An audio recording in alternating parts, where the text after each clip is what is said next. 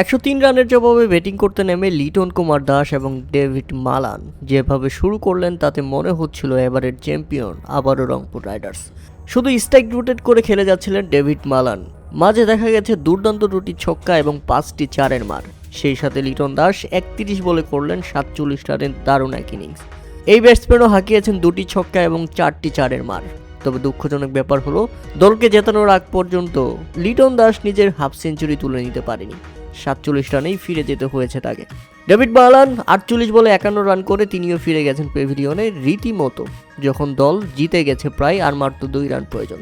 তবে মাহমুদুল্লাহ রিয়াদ এবং খুশদিল শাহ দারুণভাবে রংপুর রাইডার্সকে জিতিয়েই মাঠ ছেড়েছেন।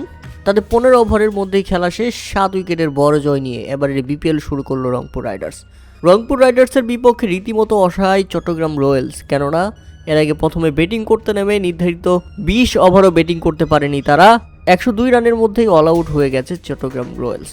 দলের হয়ে সর্বোচ্চ 20 বলে 39 রান আসে মোহাম্মদ নাইম শেখের ব্যাট থেকে। দলের হয়ে দারুণ বোলিং করেছেন ফাহিম আশরাফ, এই বোলার তুলে নিয়েছেন 5 উইকেট। সেই সাথে মুস্তাফিজুর রহমান দুর্দান্ত, তিনিও পেয়েছেন 2 উইকেট।